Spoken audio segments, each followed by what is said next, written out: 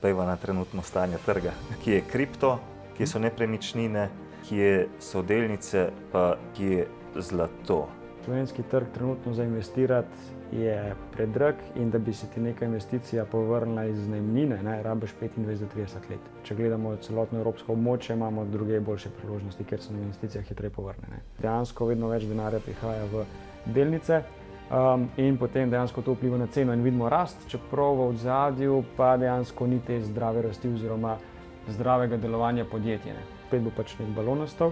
Od leta 2011 pa do zdaj delnice samo strmo naraščajo. Slej ko prej se mora zgoditi korekcija. Če se bo zgodilo to, kar zdaj o čemer govoriva, potem lahko vidimo, da bojo vsa tri področja rasla. In kripto, in delnice, in zlato, srebro. Zdaj smo pri Bitcoinu na eni taki ključni točki.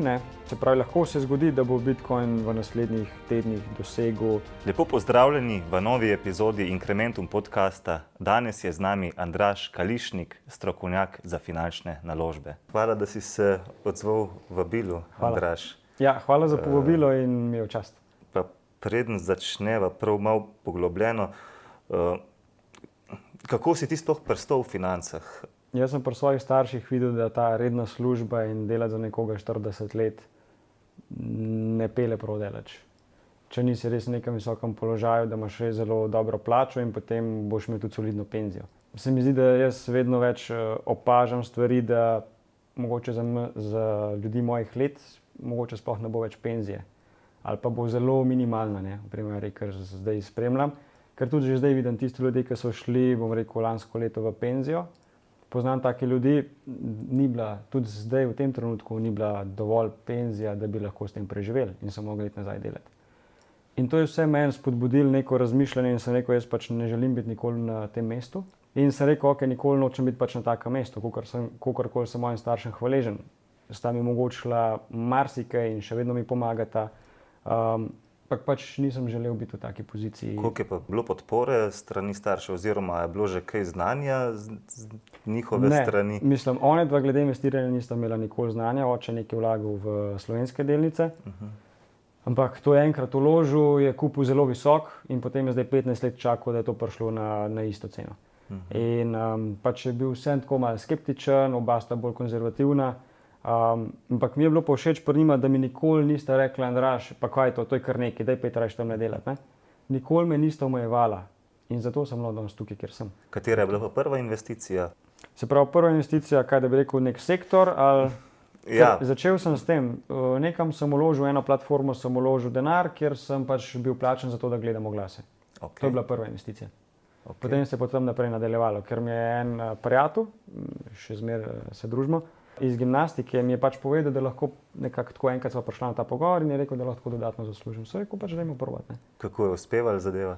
Najprej v redu, pač nekaj smo zaslužili, potem pa enkrat je pač nehal.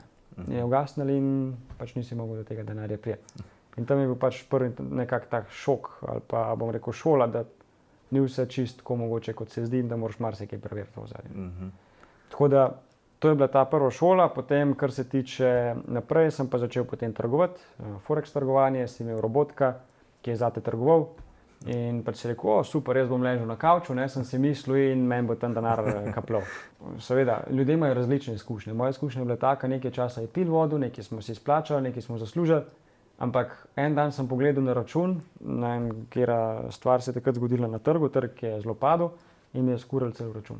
Je pa zanimivo takrat, ko nisi še neki premožen, pa iščeš neke rešitve, kako boš hitro prišel do nekih ciljev, malo naiven, malo neizkušen, pa hitro prestanemo na trdnih tleh, sploh pri Forexu. Ja, in lih zaradi tega, ker sem imel te izkušnje, zdaj pa želim ljudem dajati informacije in pač pomagati. Ker če bi takrat jaz imel nekoga ob sebi, tako kot recimo imam jaz danes, bom rekel, kar ponujam te storitve in kar pač dajem ljudem podporo, informacije in pomagam investirati. Če bi takrat jaz imel nekoga tazga ob sebi, bi sigurno veliko manj napak naredil in pa tudi hitreje bi prišel do svojega cilja. Pa si pol zaključil s Forexom ali se še kaj ukvarjaš z njim? Trenutno se ne ukvarjam s tem. Vmes sem imel poskuse spet trgovanja s Forexom, pa žal nimam toliko časa, da bi bil to prisoten. Opažam tukaj pri mojih strankah, ali pa samo v stikih, tudi predvsem mladi imajo te ideje, da grejo s Forexom trgovati. In to je normalno, ker Številke Tako obetajo. kot si ti, ne. tako kot sem jaz sem tudi s Forexom poskusil, ampak stvar zna biti naporna.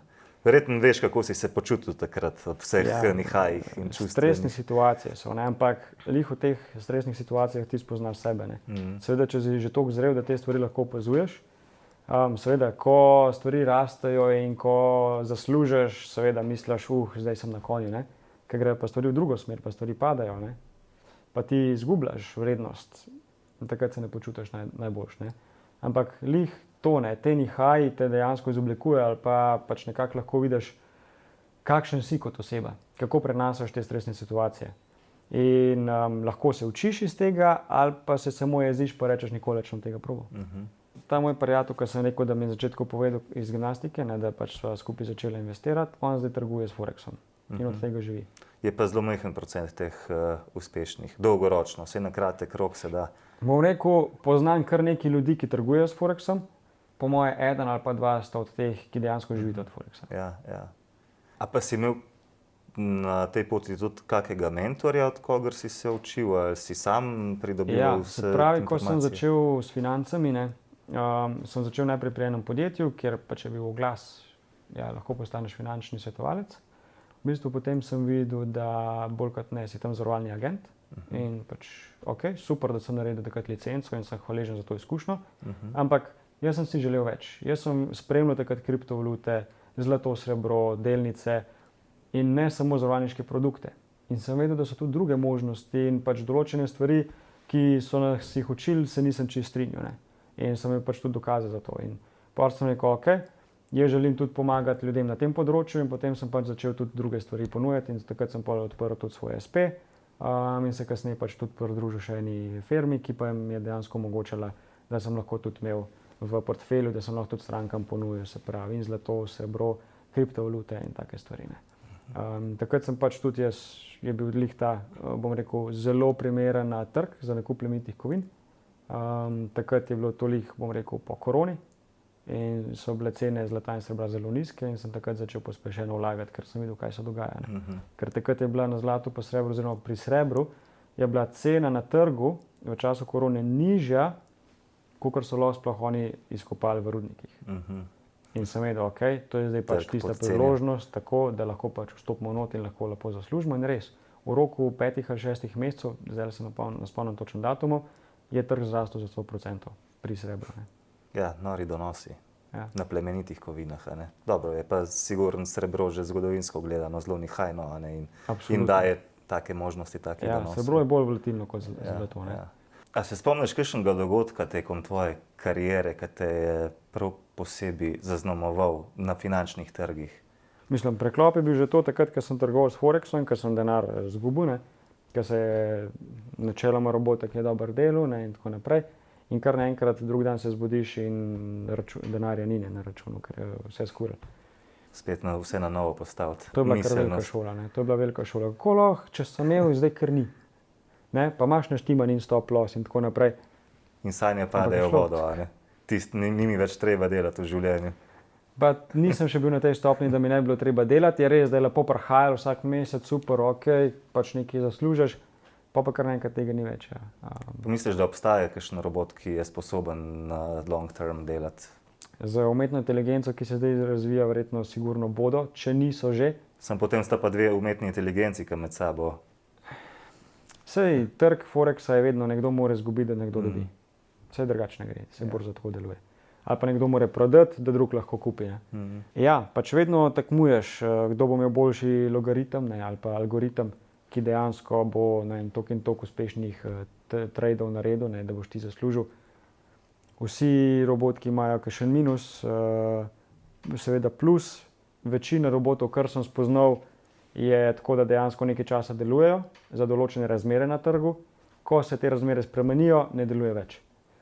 To so bile moje izkušnje. In zato sem takrat rekel, zdaj pač ne bom več v nobenega robotika vlagal, zdaj grem na izobraževanje v London in se bom jaz naučil, kako trgovati in bom jaz trgoval in bo samo od mene to odvisno.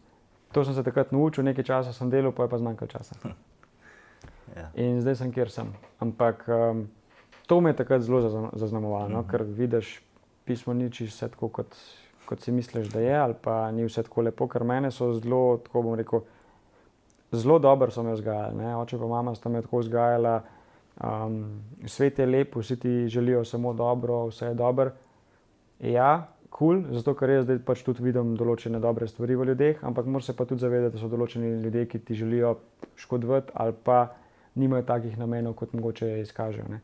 Tako da vedno moraš biti malo previden, ampak je boljše stvari preveriti. Jaz vsakega človeka, bom rekel, verjamem in mu zaupam, dokler se ne izkaže, da mu ne zaupam več, ali pa dokler ne dobim določenih informacij, ki kažejo nasprotno, kar govori ali pa karkoli.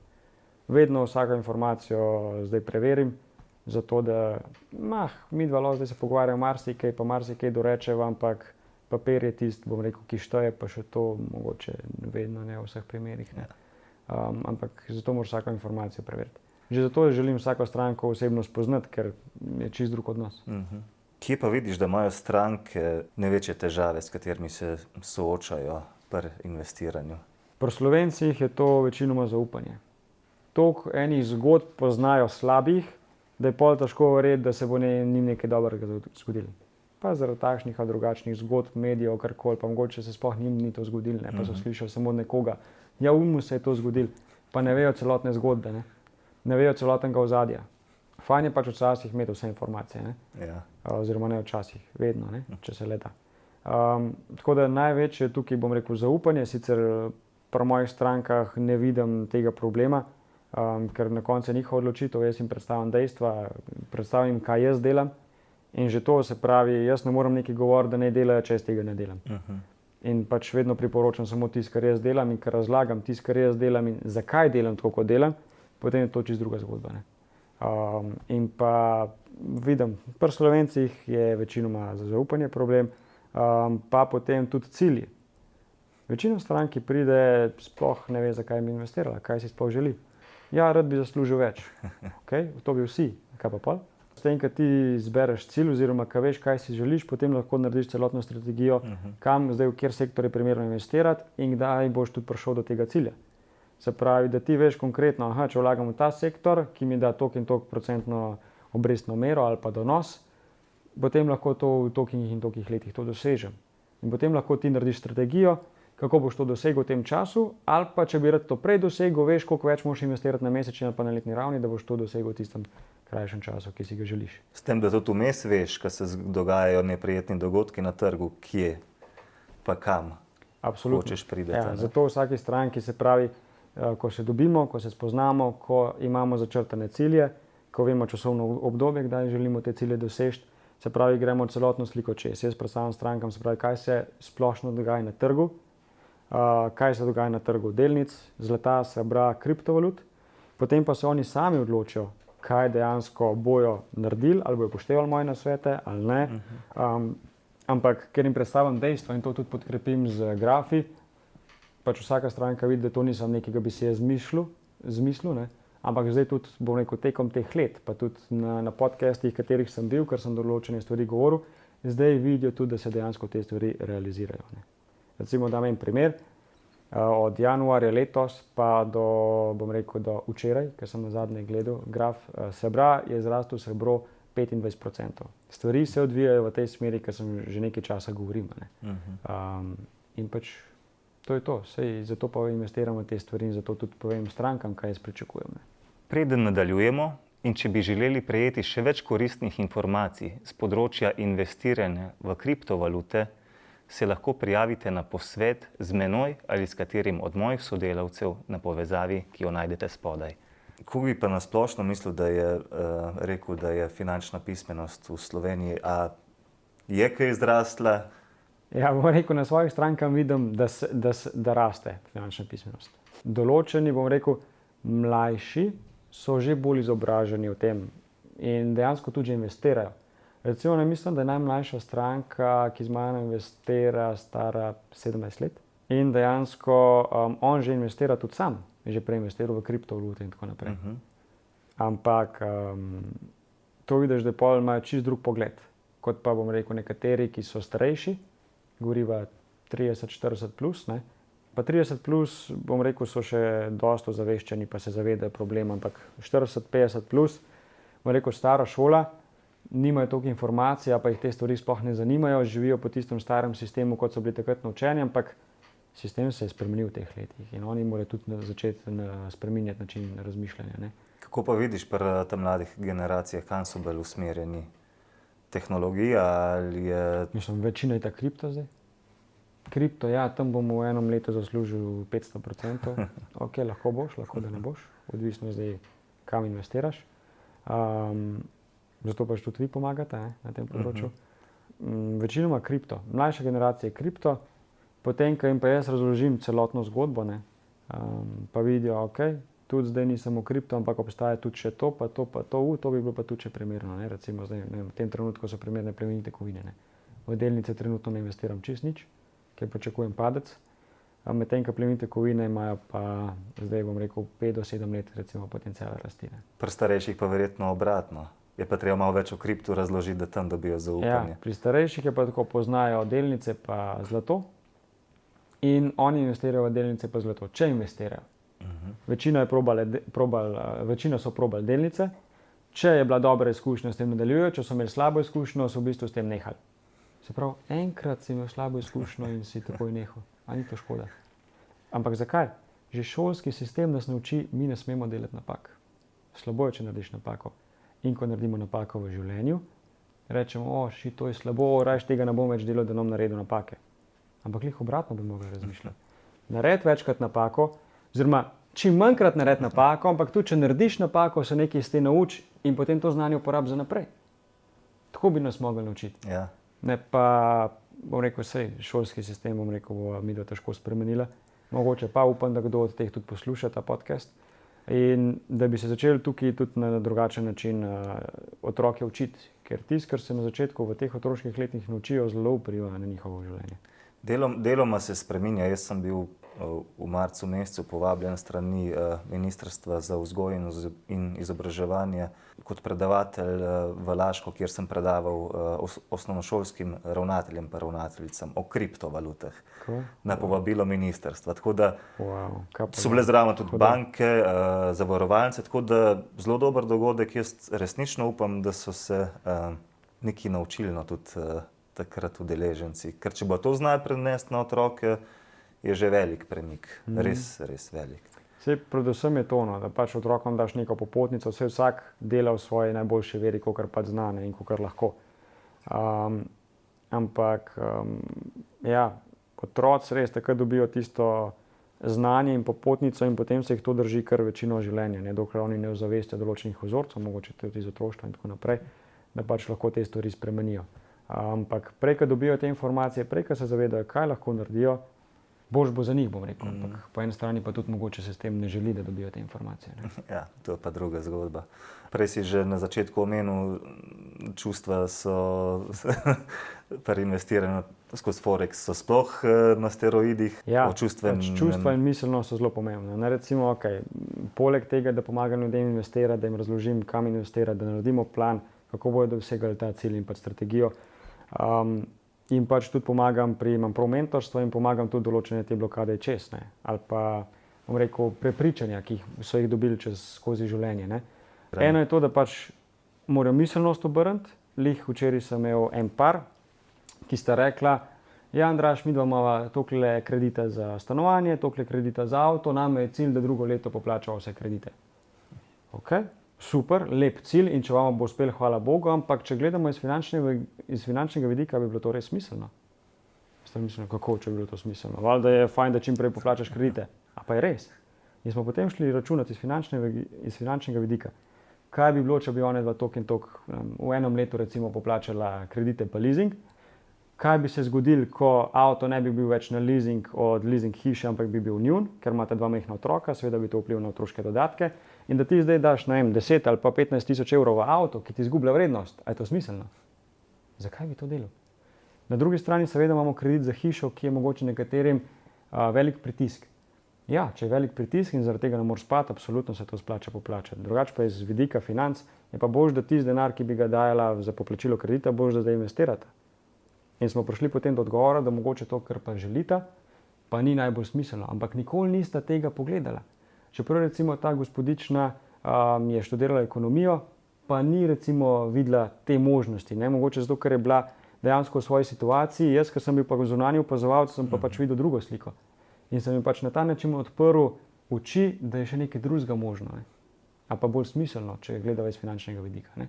Vse na koncu boste one da mogli odločiti, kaj boste naredila, ampak je več Veste možnosti. pa, kakšne poti imate na In voljo. veste tudi, kaj to pomeni z vidika financ. Ker dejansko s krediti postanemo ujetniki, z investiranjem pa si ustvarjamo svobodo, ne? In to iščemo. Ne? Ja. Je pa korak težak. Predvsem je problem to, če nimaš informacij. Ne? Ja. Če nimaš informacij, niti ne veš, kaj obstaja, in potem pač ljudje investirajo v državne obveznice, ki ti da 3,4 ali 3,8% obrestno mero. Ja, super, boljš, kot to stoji na banki, nekaj dobivaš, ampak 3,4% tudi inflacije ne pokrijejo zdaj v tem trenutku. Se pravi, ne bi iskal neke nove načine, kjer lahko ti dobiš več kot je inflacija.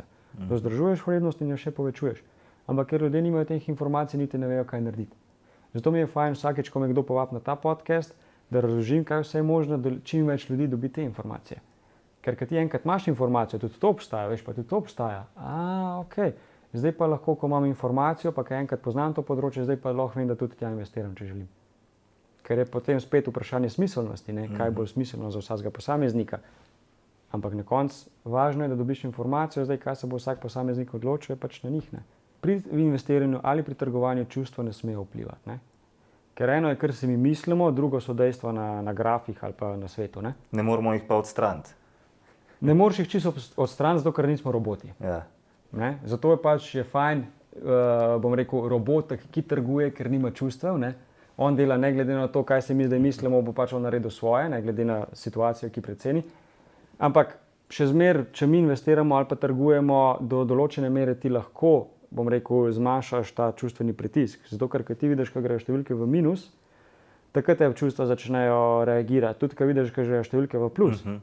Ampak moraš se zavedati, da toliko in toliko tradeov bo dobljenih, toliko in toliko tradeov bo izgubljenih. Na koncu moraš ti po tem načrtu in videti, ali si v plusu ali si v minusu. Nikoli ne boš imel 100% zadetih tradeov. Nikoli. Vedno bo en izgubljen, pa mogoče dva dobljena, ali pa obratno. Boš lahko 7 jih izgubil, preden bo en zadet, pa ti lahko eden pokrije za vseh 7 za nazaj in še plus naredi. To govorimo pri tradingu, zdaj čustva so pa tudi pri value investmentu, kjer pa je treba čakati. Je še v bistvu po eni strani huje, ker lahko trajajo neko obdobje, tudi leto, 2, 3, ne? Nekih konkretnih muk. Tako, se pravi, kar se tiče trgovanja, ja, čustva vplivajo, probaš jih čim bolj zminimizirati, ne moreš jih čisto odstraniti. Pri investiranju je pa tako, investiranje je dolgočasno. To se moramo zavedati. Ampak mi radi skozi nekaj spreminjali, to. Daj pusti, da naredi svoje. To ne bo jutri rezultat, to ne bo čez en teden.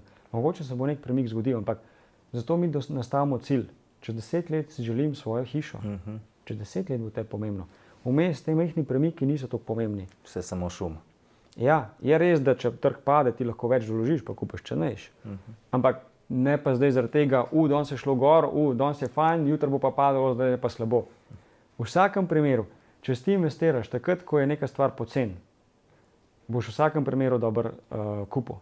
Seveda, če ne gre do nule. Ne? Kripto je pač svet, svoje področje, ker lahko določene kriptovalute tudi propade. Ampak če ti investiraš v področje, ki ne more do nule ali pa zelo težko gre do nule, ko trg pade, je trg pocen in takrat moš ti kupiti. In jaz se v vsakem primeru veselim. Ali bo trg zrastel, se veselim, zato ker sem zaslužil, in tudi če bo trg padel, se veselim, zato ker lahko cenejš kupim. Samo treba je videti, kje so cilji. Tako. In treba je pač tudi imeti to miselnost, da se zavedaš tega, kar sem zdaj razložil. Dokler se tega ne zavedamo, gledamo, zdaj je trg padel, zdaj sem izgubil. Ja, ampak po drugi strani se pa prekazala zelo dobra priložnost. Ker v bistvu nam pokažejo te občutki, kje je. Jaz pravim, takrat, ko najbolj stisne signal. Pa vse nas stisne. Koliko si ti postal imun? Ker začutimo vsi, ker ne moreš eliminirati tega, ne? Ja. Vse vedno, ampak važno je, da ta glas prepoznaš, pa rečeš, ok, a to, kar zdaj čutim, je res, ali pač vidim določena dejstva, ki kažejo, da zdaj, ko je trg padel, da je boljš kupiti in tako naprej. Ne? Ja, seveda so tudi tehnični vidiki. In spet smo pri informacijah. Če imaš informacijo, če se zavedaš te stvari, potem lahko boljš odreagiraš. Ja.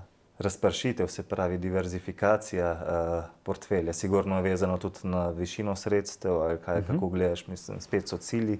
Tako, se pravi, spet je odvisno od ciljev, absolutno, če ima stranka nekaj več kapitala, zdaj težko bi rekel, konkretno cifro, če imaš pa tok, od tukaj naprej moraš pa razpršiti. To je to specifično vprašanje, oziroma z vsako stranko jaz posebej prilagodim. Ne? Ampak vsekakor, če imamo recimo zdaj kriptotrg, pa trg zlata pa srebra, ki pričakujemo, da bo oboje raslo, če ima stranka dovolj sredstev, je absolutno primerno razpršiti. Seveda, če lahko, bom rekel, sprejme ta riziko, pa ne ali bo izgubil ali bo dobil, ampak ta riziko ni hajal. Se pravi, da on se zaveda, pri kriptovalutah lahko v enem dnevu stvar za 20 ali pa 30% pade in zraste. Se pravi, če se on tega zaveda in lahko s tem mirno spi, potem lahko investira v ta sektor. Če tega ne more sprejeti, je bolj, da ne investirati, ker bo samo živčen in bo naredil kakšno neumnost. Da, potem na podlagi vsakega posameznika absolutno se to pač preceni, v koliko sektorjev bi investirali, na podlagi tega, kakšen je on investitor, to, kar sem zdaj razložil, koliko sredstev ima in pa kakšen cilj ima. Za nekatere je primerno samo zlato pa srebro, za nekatere samo kripto, za nekatere oboje, za nekatere pa nepremičnine recimo. Ne. In vsi finančni trgi grejo v letnih časih, če tako rečemo. Vse gre v ciklih. Tukaj imaš leto, poletje, pomlad, poletje, jesen, zima, iste cikle imajo tudi trgi. Se pa ogromno ljudi ne zaveda, da to ne pomeni, da gre gor pa dol na isto višino, ampak da so dejansko suporti oziroma naslednja dna višje kot prejšnja, naslednji vrhovi višje kot prejšnji. Vse, če gledamo kot sama generacija in človeštvo samo skozi napredujemo, ne? Zato pač tudi vedno nekako gledamo pri delniških trgih, načeloma bi mogle biti cene vedno višje. Tudi če pošljemo inflacijo in tako naprej, ampak že samo zaradi napredka pač mora tam cene rasti. Pri zlatu pa srebru so pač druge stvari, ki to, bom rekel, tam je bolj kot ne naprintan denar, ne, vplivajo na vrednost zlata in pa srebra, ne, pa krize, ker ljudje iz bolj tveganih področji investirajo v manj tvegane, ne, zato pač se kar to zgodi, ta obrat. Pri kriptovalutah so pač te cikli, se pravi halving je eden izmed pomembnih dejavnikov, ki vpliva potem na rast na kripto področje. Ampak ja, če bi mi dva rekla, ok, za 30 let lahko vloživa v delnice, za 30 let pozaba, pogleda čez 30 let, bo verjetno, po vsej verjetnosti više, kot so bila 30 let nazaj. Ja, majhna šansa, da ne bi bila. Majhna šansa. Ampak, če bi pa mi dva rekla, ok, kaj bi bilo pa bolj smiselno, je pa bolj smiselno loviti te rasti. Se pravi, ko delniški trg raste, takrat ti vstopaš in pač loviš to rast. Ko smo nekje pri vrhu, se je težko zadeti vrh, ampak nekako lahko ocenimo, da smo bližje vrhu kot dnu, ne. Se pravi, takrat prestavimo to recimo pa v zlato.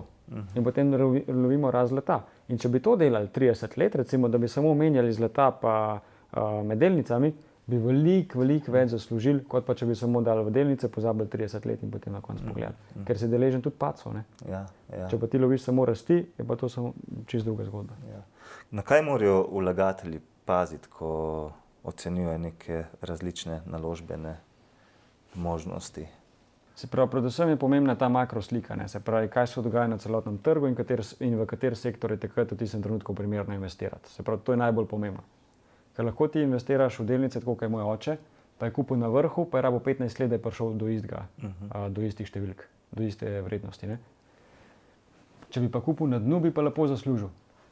Zato je pomembno, da spremljaš, kaj se dogaja na celotnem trgu, kam se peljejo stvari, ne? In kaj pričakujemo, da bo raslo. Kako vidite dno? Kako lahko to razložiš? Ja, se pravi, če vlagamo, če smo konkretno pri delnicah, se pravi, če uporabim tak izraz blue chip podjetja, ne? To pomeni tista podjetja, ki, bom rekel, skoraj da ne morejo propasti ali pa ne morejo do nule, ne?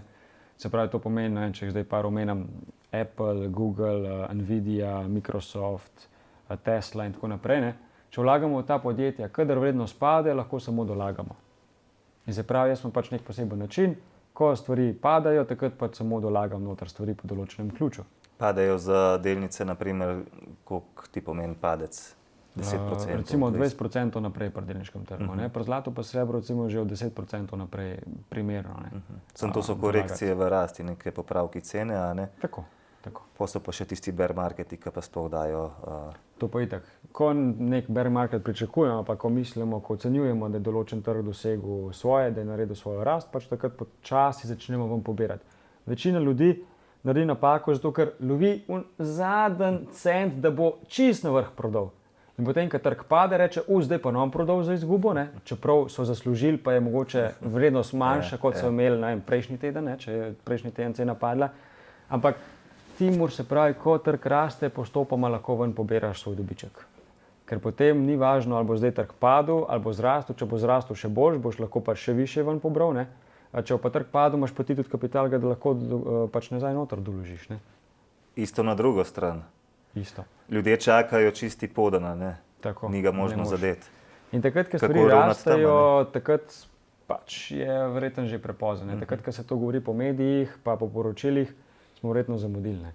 Ampak se pravi, jaz pač uporabljam ta ključ, ko cena za določen procent pade, pač doložim, če pade še naprej, pač dolagam in ko se trg pač obrne, pač takrat spet se pravi nazaj, začnem pač, bom rekel, pobirati dobičke. Seveda, probaš to, če veš, da bo trg naslednjih 5 let rastel, tako kot zdaj pričakujem za zlato pa srebro. Vsako korekcijo probaš pač doložiti. Se pravi, pri zlato pa srebro je vsakih 10%, ko pade, probaš neko večjo količino doložiti, ki imaš takrat na voljo. Ja, Ker pričakujemo rast. Če bi pa pričakoval padec, pa sigurno ne bi minus 10% naredili, da bi takrat doložil. Bi pač čakal večji padec. Ne? Ja, sem to se ponovadi pričakuje, ko so cene reže napihnjene. Takrat se da pri nekih... Zdaj ne moramo vedeti, do kam bo zlato pa srebro zrastlo, približno vemo na podlagi preteklih dogodkov, zgodovine, ampak to sprot potem vidiš, zato pa stranke vsak teden obveščam preko maila, kaj se dogaja, zato da lahko sprot spremljajo svoje investicije. Verjetno Warren Buffetta poznaš, enega izmed največjih investitorjev. On je rekel, če zdaj povem najprej v angleščini, time in the market always beats timing the market. Se pravi, vedno je boljš biti v trgu, kot pa čakati, pa špekulirati, kdaj bo ta najboljši vstop, da boš ti lahko vstopil, ker lahko ta vstop zamudiš in potem nikoli sploh ne investiraš. Torej je boljš biti noter, kot pa pač čakati ta najboljši vstop, ki lahko da se nikoli ne zgodi in pol je že trg toliko visok, da boš rekel, zdaj se mi pa ne splača. Ja, pa pejva na trenutno stanje trga.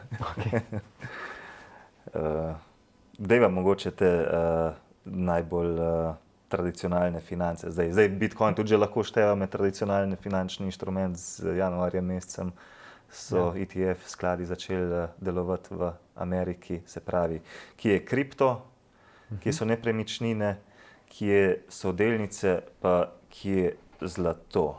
Zdaj lahko greš tako, lahko predelaš vse postopoma kratkoročno, srednjeročno, dolgoročno. Izberi. Prav, mogoče za kripto boš tudi kaj pomagal, če imaš ti kakšno informacijo več. Da vidva. Podeliti malo. Tako, vse iste stvari spremljamo, pa je fajn videti tudi iz drugih zornih kotov. Ampak, kakor jaz vidim trenutno situacijo, zdaj smo pri Bitcoinu na eni taki ključni točki. Se pravi, lahko se zgodi, da bo Bitcoin v naslednjih tednih dosegel, se pravi, presegel to zadnji najvišji vrh, se pravi $73,000. Če se to zgodi, pričakujem, da gre lahko do $80,000. Če se to ne bo zgodilo, je velika verjetnost, da je bil že ta $73,000 najvišji vrh, pa pač tega ne bomo presegali in se bo počasi v naslednjih mesecih, se pravi, začel ta bear market. Seveda vmes so se zdaj pokazali določeni kazalniki, ki pač dejansko nakazujejo tudi rast altcoinov v naslednjih mesecu ali dveh. In se pravi, nekje po altcoinih pričakujemo tudi, se pravi, padec kriptovalut oziroma bear market. Jaz osebno pričakujem konec tega leta ali pa začetek naslednjega leta, recimo nekaj konec bullruna. Lahko, da se bo to razvlekel, lahko, da se bo skrajšal, nikoli ne moramo točno vedeti, ampak z neko določeno gotovostjo pač lahko nekako to trdimo. Halving si vključil, upošteval v teh napovedih? Ja, sej halving oziroma že zdaj vsi cikli so bili taki, da ponavadi se je rast Bitcoina, se pravi ta eksponentna rast se je zgodila po halvingu.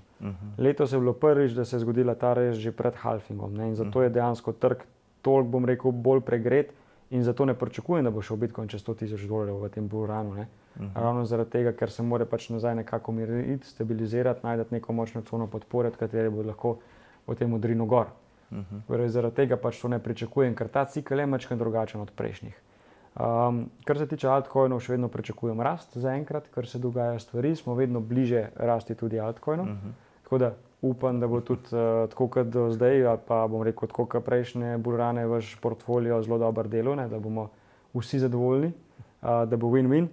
Ampak to, kar se tiče zaenkrat kriptovalut, pač vidim takole stvari. Mislim, te kratkoročne napovedi so zelo nehvaležne. Mislim, da na vseh trgih. Je pa vseeno, bi rekel, kar nekaj dejavnikov, ki pa jih jaz vidim tudi na Bitcoinu, seveda je naredil kar veliko, tako kot si že sam povedal, zgodovinsko gledano, že pred halvingom dosegel prejšnji najvišji vrh. Je pa tako, še vsak... Šele na začetku, ne? Ja, mislim... Glede na to, kako se tehnologija razvija, pa zdaj pride high uporabo, ne? To, ko bo Bitcoin $500,000, pa verjetno bo v naslednjih nekaj letih, ne? Verjetno je samo vprašanje časa, kdaj bo.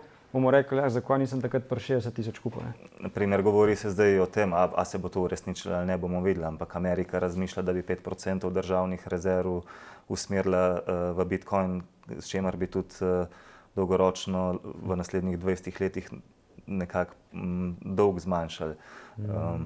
Rusija je začela s trgovanjem ponovno prejšnji dan. Banke so, mislim, v ETF sklade se zliva milijone na dnevni ravni. Seveda pride tudi dnevi s outflowom, ampak overall lep kapital se steka not. Banke, pokojninski skladi prihajajo kot investitorji. Ja, mislim, dejavnikov je kar nekaj in jaz kratkoročno pričakujem, da bo prebil konkretno prejšnji vrh in se povzpel na nove vrhove. Tudi že čist tega vidika, da vsak naslednji vrh višji kot prejšnji, bi bilo zelo čudno, če se to ne bo zgodilo. Še zmeraj pa se gleda kot v Bitcoin investicija za 5 do 10 let, kjer pa bi bilo zelo čudno, da ni konkretno višje, kjer zdaj. Tam pa lahko številke poseže tudi po $500,000, milijon ali pa tudi več. Če se bodo taki zneski zlivali not, tukaj sploh ni vprašanja. Ja. Vemo tudi regulacije, predsedniške volitve, mogoče se pa še malo do tega dotaknila v Ameriki, ampak ja, tudi v Evropo vidimo regulacije. Jaz verjamem, da bo iz dneva v dan vse več zaupanja v kripto. V nekaj letih bomo to lahko kupovali že na bankah, na zavarovalnicah in to je nek pogled v prihodnost. Zdaj kratkoročno se pa lahko marsikaj zgodi, zato pa pač treba iti v trg. S temi informacijami, da se zavedamo, kaj se lahko zgodi, ne? Ja. Si pa omenil altcoine, ki so pa res še nizko, večina in je tam priložnost res ogromna. Ja, Bitcoin je skoraj da naredil svoje, ne? Tudi če bo zrastel zdaj do 80 €, je to 19-20% narast. Še zmeraj lepo, ne? Ja. Sam altcoini, določeni pa lahko naredijo 200-300% narast ali več, ne? Je pa tam veliko večji potencial, ne? Delnice so tudi v bistvu lepo porastle od same razglasitve pandemije v bistvu, oziroma vmes je še bila ena korekcija v lanskem letu, predlanskem letu. Ja, in celo več kot 20%. Ja. Saj, če bi zdaj gledali nekaj časovnico, ne? Od leta 2011 pa do zdaj delnice samo strmo naraščajo. Slej ko prej se mora zgoditi korekcija. Vmes je bila korekcija korona, kjer so delnice kar lepo padle in dejansko že takrat bi se mogla začeti, bom rekel, ta neka finančna kriza. Ampak kaj so takrat naredili? Takrat so začeli printati oziroma tiskati ogromne količine denarja. In so takrat od leta 2020 do leta 2022, se pravi v 2 letih, so natisnili toliko denarja kot prej v 50 letih skupaj. Kar je enormno, to je nepredstavljivo, kakšne količine denarja. In nekaj te količine denarja so tudi, se pravi, investirali v delnice. Zakaj? Ker če zdaj gledamo, se pravi, z tega stališča, kadar cene delnic rastejo, pravimo, zdaj ekonomija dobro dela. Ampak če se vrnemo nekaj let nazaj, se pravi, kako je bilo pa prej? Če je podjetje dobro delalo, šele takrat je potem cena delnice rasla. Ampak zdaj pa ta psihologija oziroma miselnost obrnjena. Če zdaj cena raste, to pomeni, da tudi podjetje dobro dela. Pa ni nujno res tako, ne? Ravno zaradi tiskanja denarja, ker dejansko vedno več denarja prihaja v delnice in potem dejansko to vpliva na ceno in vidimo rast, čeprav v ozadju pa dejansko ni te zdrave rasti oziroma zdravega delovanja podjetja, ne? Mi ne upravičuje te rasti zdaj, ki jo imamo. V bistvu ta globalna likvidnost najbolj pomembna v tem momentu. Tudi sem zadnjič graf videl povezave globalne likvidnosti z Bitcoinom. Kdor ne razume te globalne likvidnosti, se pravi v bistvu tiskanje denarja, ki pride v roke investitorjem in Bitcoin ima dejansko smer, se pravi navzgor in navzdol, točno z roko v roki gre z globalno likvidnostjo, koliko denarja se natiska. In trenutno se vidi, da ta trend tiskanja denarja spet v porastu, kar je še en velik dejavnik tudi za Bitcoin v bližnji prihodnosti. Sigurno tudi delnice, sigurno tudi plemenite kovine, vsaj še nekaj časa. Prej si že malo omenil volitve, ne, ameriške. Se pravi, načeloma, sicer jaz pravim tako, novice, ki se zgodijo, pa ki jih mi izvemo, dejansko, bom rekel, v manjši meri vplivajo na trg. Ne? Zato, ker grafi so tisti, ki nam povejo, kaj se bo zgodilo. Mi najdemo neko informacijo ali pa neko novico, da upravičimo, zaradi tega se je zdaj to zgodilo. Kot na zadnje je bil en tak večji dogodek, kar verjetno vsi vejo, ki je bil atentat na Trumpa. Ne? Se pravi, preživel je in takrat so rekli, super, ja, in takrat je cena recimo na kriptovalutah zrasla. Ne? Ampak ta rast bi se tako zgodila. Ampak mi smo najdeli neko novico, neko informacijo, da smo rekli, zaradi tega se je to zgodilo. V bistvu je pa graf tisti, ki nam pove psihologijo človeštva ali pa vzorce. In dejansko, če znamo brati grafe, vidimo vzorce ljudi in vidimo pač, kaj se bo v določenih stvareh ali pa v določenih trenutkih z določeno verjetnostjo lahko napovemo, kaj se bo zgodilo. Ne zadanemo vedno, ampak ponovadi je tako. In če ne bi bil ta dogodek, da bi rekel, zaradi tega je Bitcoin tako zrastel, bi najdel nek drug dogodek. Ne. Ampak vsekakor, recimo, kar se zdaj povezuje z globalno politiko, pa z volitvami v Ameriki, ki bojo novembra, če bo Trump recimo zmagal, ne pomeni recimo dobro za gospodarstvo. Zakaj? Zato, ker pomeni spet dobro za gospodarstvo v narekovajih. Zato, ker pomeni spet novo tiskanje denarja in pa seveda pač nižanje obrestnih mer, ne? Kar pa dejansko pomeni dober vpliv na delniški trg, ker bojo spet nove količine denarja natisnjene, spet bo šlo toliko in toliko denarja v delnice, vidimo rast, ne? Spet bo pač nek balon nastal, zato prav v narekovajih dobro za gospodarstvo, mogoče kratkoročno. Po drugi strani znižanje obrestnih mer bo povzročilo tudi rast na področju kriptovalut. Več tiskanja denarja, ker več denarja kot je natisnjenega, više so tudi vrednosti plemenitih kovin, ker mora pač pokrivati to razliko oziroma loviti natiskan denar. Se pravi, več denarja kot bo natisnjenega, več bojo tudi recimo plemenite kovine rasle. Torej, lahko da se zgodi, da v naslednjih 3 mesecih, če bo Trump zmagal in če se bo zgodilo to, kar zdaj o čemer govoriva, ne, potem lahko vidimo, da bojo vsa 3 področja rasla. Ne, in kripto, in delnice, in zlato, srebro. Ampak slej prej nekje bo mogel udariti. In če bo udar in če se bo zgodil ta padec, kaj takrat ljudje naredijo, tako kot sem že prej omenil, iz bolj riskantnih področij vzamejo ven denar in ga dajo manj riskantna področja. To lahko pričakujemo padec na kriptovalutah in na delniškem trgu in pa rast plemenitih kovin. Ker plemenite kovine pač veljajo za neko varno zatočišče. Kako gledaš pa na besede Larryja Finka, ki gleda na Bitcoin kot digital gold? Absolutno se strinjam. To je zdaj že toliko razvito, ljudje poznajo Bitcoin in je že bilo priznano kot sredstvo, ne? Tako kot zlato. In je to neke vrste digitalno zlato. In ohranja vrednost, tam še zmeraj ima svoje cikle, ne? Ker še zmeraj, če primerjamo kriptotrg z delniškim trgom, je kriptotok toliko manjši, primerjamo z delniškim, zato so te, bom rekel, volatilnosti, te nihaji so toliko večji. Vedno več denarja, ko bo notri, vedno nižji, manjši bojo te nihaji in vedno bolj stabilna bo tudi rast tudi samega Bitcoina. Ker so tudi že bili signali, nekako si takrat, ko je spremljal pred časom, to je bilo v lanskem letu, so določene banke, ozadje se ni dosti spremenilo, sem na plan je prišlo, oziroma 2 ameriški, 3 banke so propadle. Takrat je Bitcoin pa zlato sta zelo dobro poskočila. In je v bistvu že konkreten pokazatelj, ne nazadnje Bitcoin se je leta 2009 bil ustvarjen kot rešitev na bančne oziroma gospodarske krize, neko varno zatočišče. Seveda zaradi same majhnosti je doživel vsega veliko, se pravi in rasti in padce vmes, ampak naredil res lepe donose od takrat. Ampak v tem momentu zdaj že kaže tisti njegov namen, se pravi varno zatočišče, in se je tudi pokazal kot v bistvu takrat, ko so banke, ko so te novice ven prišle, kako so ga do določene mere tudi ljudje uporabili kot neko varno zatočišče.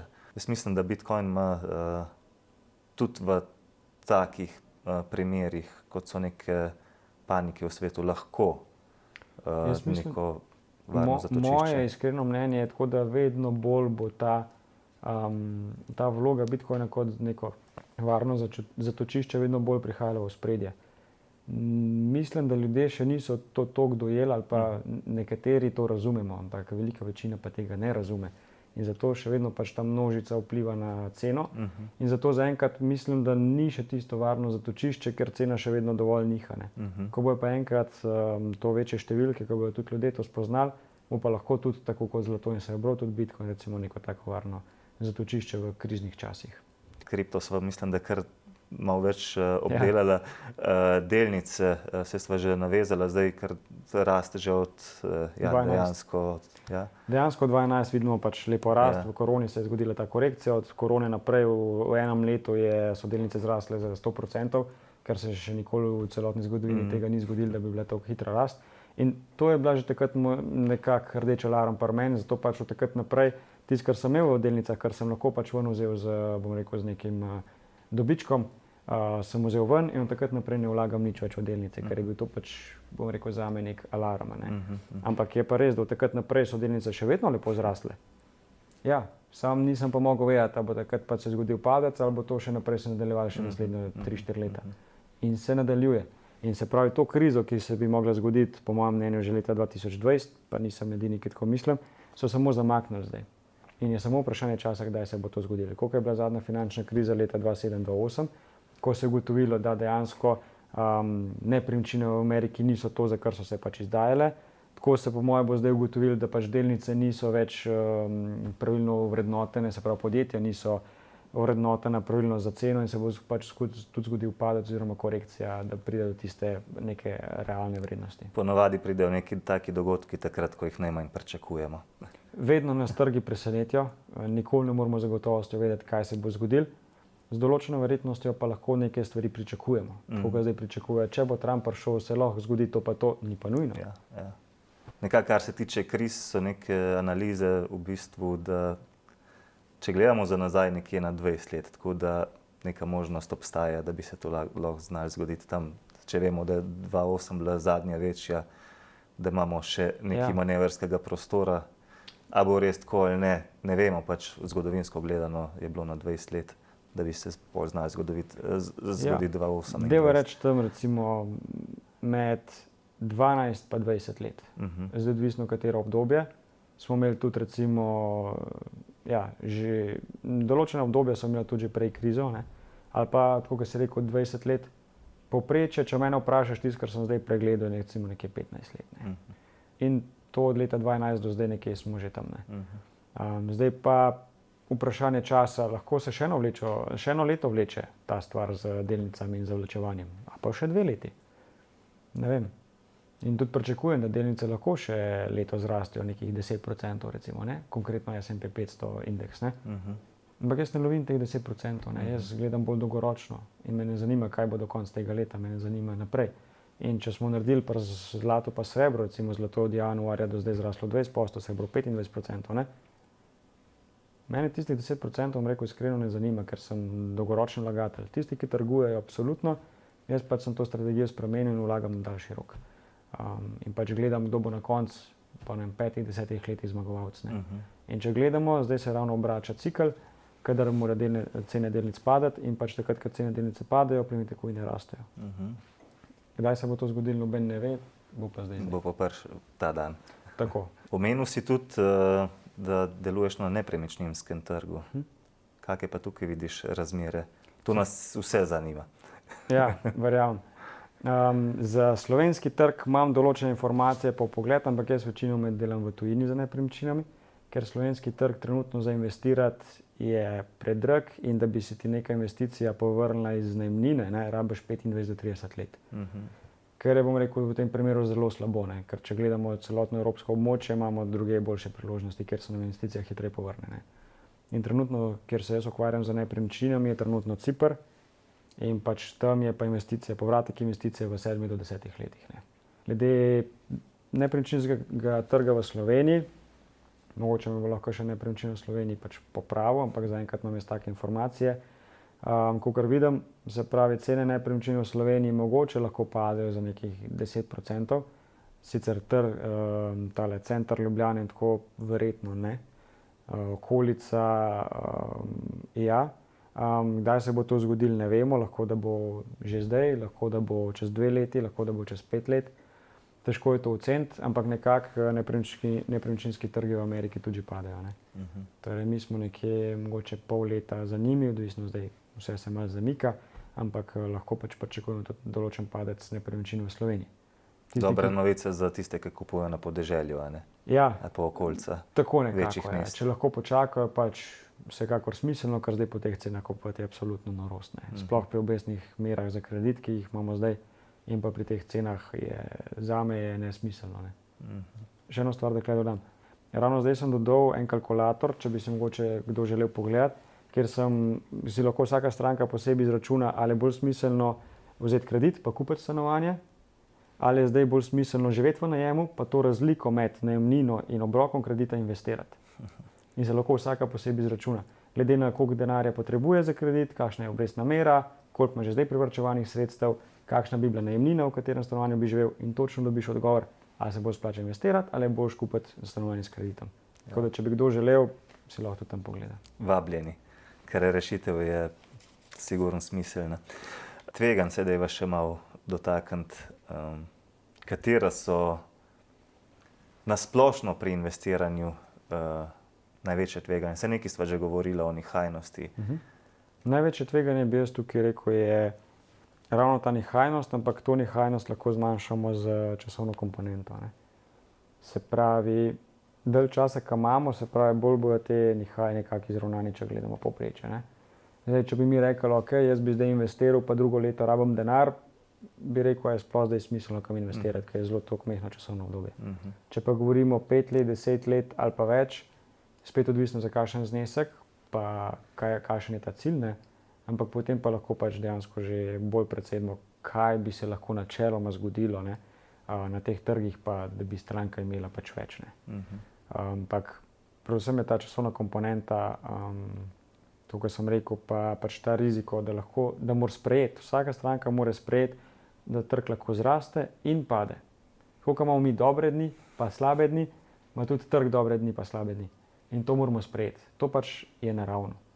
In če to sprejmemo in razumemo, tako kot smo prej govorili, da vsak padec, ali pa bomo rekel večji padci, so lahko seveda višji, ali pa te dno določenega trga je ponovadi vedno višje od prejšnjega, potem, če imamo neko časovnico 10 let plus, lahko da nas nič ne skrbi, razen če bi res kupili, tako kot sem že prej povedal, da se ne ponavljam, moj oče, ki je rabo 15 let, da je prišel nazaj na isto vrednost. Ker je pač res kupil na vrhu, pa je pol trg padel in je rabo 15 let, da je prišel nazaj. Ampak je pa imel možnost, da vmes dokupuje. Je pa težko takrat narediti tisti preklop. Težko je, če nimaš izkušenj pa znanja, je težko takrat dokupovati, ker ti zgubljaš. In boš rekel, zdaj bom še več doložil, bom še več zgubil. Ponovadi tako ljudje razmišljajo, ampak mi pa vidimo, hvala Bogu, da zdaj dobijo te informacije in da obstajajo podcasti, kjer lahko dobijo te informacije, da dejansko se zavede, da lahko takrat, ko trg pada, dejansko kupujejo cenejše. Jaz znam vedno ta primer, recimo, ne vem, pri moških so to avti, pri ženskah torbice, ne. Če bi videl v trgovini, da je pač avto ali pa torbica za 30% znižana, ali bi kupil po znižani ceni ali po polni ceni? Vsak reče po znižani ceni. Zakaj pa na trgih ne delamo tako? Ja, problem imamo tisti, ker smo toliko materialna bitja, da hočemo imeti nekaj v rokah in je... Pa takrat, ko stvari rastejo, rečemo, zdaj le raste, zdaj bom kupil. Ja. Lahko pa se to v naslednjem obdobju obrne. Kaj pa hramba? Hrambo imamo pri plemenitih kovinah, imamo jo pri kriptu, nenazadnje tudi na nek način, seveda tudi pri delnicah, tudi pri nepremičninah. Ja. Povsod je nekako hramba prisotna, ne? Ok, pri nepremičninah vemo, kako se zavarovati oziroma so zavarovanja, kako pri ostalih stvarih skrbeti, kako gledaš na ta področja. Se pravi, pri kriptovalutah itak, če sodelujejo z vami, imajo pač vrhunsko priskrbljeno za varnost, to sem sam izkusil na svoji koži, tako da videl vse dokumente, tako da to ni problem. Če pa se tega lotijo sami, je pa fajn, da imajo, najbolj varno je, da imajo to na ledgerju, se pravi, to je kot nek USB, kjer si lahko shraniš kriptovalute gor, jih umakneš stran iz omrežja in tudi, če bi kdorkoli hotel odreti, zhekati, pač ne more, ker to ni povezano na omrežje. To je neka najbolj varna hramba, je pa res po drugi strani, če to zgubimo, smo pa tudi v ne najboljši situaciji. Ne?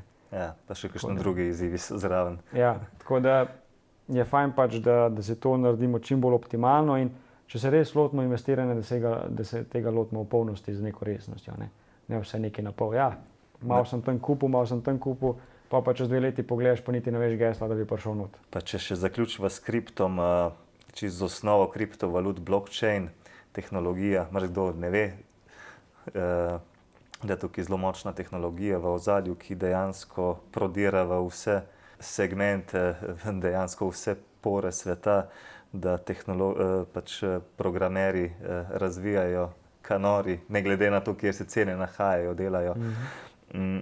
Kakšne trende tukaj pričakuješ na blockchainu? Kam bi se, katere industrije si tukaj spremljal, katere industrije ti pričakuješ, da bi se znala tehnologijo najhitreje, najboljš peljati? Ja, iskreno, včasih sem to sam spremljal, pa sem sam gledal, kateri projekti znajo biti prodorni in donosni in tako naprej. Zdaj, odkar pa z vami sodelujem, ne spremljam tega več toliko sam, ker tudi časa nimam. Tako kot sem prej povedal, že strankam, ko mi odgovarjam na SMS-e. Tako da toliko prav podrobno, katere sfere, tukaj pričakujem, da bo najbolj rastle, karkoli bi zdaj rekel, bi mogoče čisto mimo streljal, ker ne spremljam več toliko tega podrobno. Tako da tukaj, ne vem, lahko ti mogoče dodaš, ker si ti skozi v tem, pa da tudi mi ti poveš, kaj ti dejansko pričakuješ. Jaz največ vidim v bistvu segment bančništva. Banke so prvi sektor, ki vpeljujejo kriptovalute skozi stable kovance. Tukaj je blockchain sigurno na mestu, kjer bo naredil velik preboj. Vse to ima z Ripplom, ne? Ima ena slovenska banka v bistvu že. Ripple je tudi igralec na tem področju. Chainlink je predvsem tisti, ki je tukaj zanimiv. Mislim, Chainlink ima tudi druga področja, ampak bančništvo je eno prvih, kjer je že testne preizkušnje preživel in veliko delajo na temu. Tako da bančništvo, nabavne verige, na kamorkoli lahko postavimo pač blockchain, kjerkoli pač rabimo transparentno hrambo podatkov. Ampak ja, definitivno bi pa bančni sektor postavil na prvo mesto. Kako sporočilo imaš mogoče za tiste, ki še vedno dvomijo v kripto, v prihodnost? Zdaj mora pogledati, kdo dvoma v to. Ponovadi dvomijo tisti, ki nimajo informacij, ki se to sploh niso poglobili. Tisti, ki imamo informacije, vemo, kam grejo stvari in vemo, da je to prihodnost. Zdaj takim bi svetoval, da se čim prej pridobijo to znanje, zato da bojo potem lahko odreagirali pravilno oziroma najbolj smiselno za njih. Tudi če stranke nikoli ne investirajo v kriptovalute, ampak vsaj da ne bodo tako rekli, kot recimo bi mi dva zdaj, ja, fajn bi bilo, da bi leta 2010 investirali v Bitcoin. Pa nismo imeli teh informacij, pa saj jaz jih nisem imel. Jaz sem šele potem 2016-2017 prišel zraven. Samo zaradi tega, da pač lahko so stranke zraven in da sledijo temu trendu, ki se razvija, itak je vedno več tehnologije v razvoju, pa zdaj umetna inteligenca in tako naprej. In to vse v kombinaciji s tem se svet digitalizira in je fajn, da pač spremljajo, kaj se dogaja, zato da so lahko oni zaščiteni ali pa da so dovolj informirani, da lahko vejo, kako se zaščititi ali pa investirati v določene sektorje. Koliko lahko tehta nek finančni svetovalec? Komu bi ga svetoval? Komu mogoče ne? Ja, zdaj tako je. Tisti, ki sploh dejansko razmišljajo, da bi začeli investirati ali pa že investirajo, pa bi radi to izboljšali ali pa kakšen sektor dodali ali pa karkoli dobili mnenje, je absolutno fajn, da se pač posvetuje z nekom, ki to vlada. Zato, ker tako, kot sem rekel, če bi jaz na začetku, ko sem s tem začel, že imel nekoga, ki bi me lahko te stvari naučil, bi bil zdaj že pač veliko del ali pa bi imel tudi lahko veliko več znanja. Vsekakor je smiselno kakršenkoli vsaj vodni sestanek narediti, da dobiš informacije, da vidiš, zato jaz recimo, ko so stranke pridejo k meni, se pravi vodni sestanek je brezplačen, zato da sploh vidimo, da se spoznamo, da vemo, kdo je na drugi strani, da jaz sploh vidim, kaj si ta oseba želi. Ko vidim, kaj si ta oseba želi, lahko rečemo, kaj tukaj lahko pomagam ali pa ne. Tako da potem pa vidimo, kje gremo od tukaj naprej. Tako da vsekakor vsem priporočam, da se čim prej dobijo z nekom, ki te stvari obvlada, da dobijo informacije, se na koncu pač njihova odločitev, kaj bojo naredili. V bistvu tukaj je veliko tudi na svetovalcu, da zazna, kje, na kakšnem mestu se v bistvu človek nahaja in kaj mu lahko reši. Prvi korak mora narediti pa stranka, se pravi, da je nekoga kontaktira, ali to nek svetovalca, kakorkoli bi temu rekla, da ga kontaktira, da potem lahko tisto pomaga. dokler pa stranka ne naredi tega kontakta, okay, zdaj imamo že razne oglaševanja in tako naprej, mailinge, kjer lahko stranka je najprej ona kontaktirana strani mogoče nekaj svetovalcev, ampak po drugi strani še zmeraj mora ona tisti korak narediti pa reči, ok, zdaj sem se odločila, želim informacije, da vidimo, kaj lahko naredimo v tej smeri. Ne. Super. Andraž, najlepša hvala za vse, kar si danes dal vsem poslušalcem. Verjamem, da kar nekaj vrhunskih informacij in imajo pa možnost, da te kontaktirajo. Ne? Absolutno. Tisti, ki bo želel, ki pač rabite informacije, ki bi rad šel še bolj poglobljeno za njega čez, me lahko kontaktira ali na Instagramu, Andraž Kališnik, ali na spletni strani, pač mi lahko napišejo ali pa že takoj bukirajo sestank in pa bomo tam naprej šli naprej. Super. Hvala ti še enkrat. Z veseljem.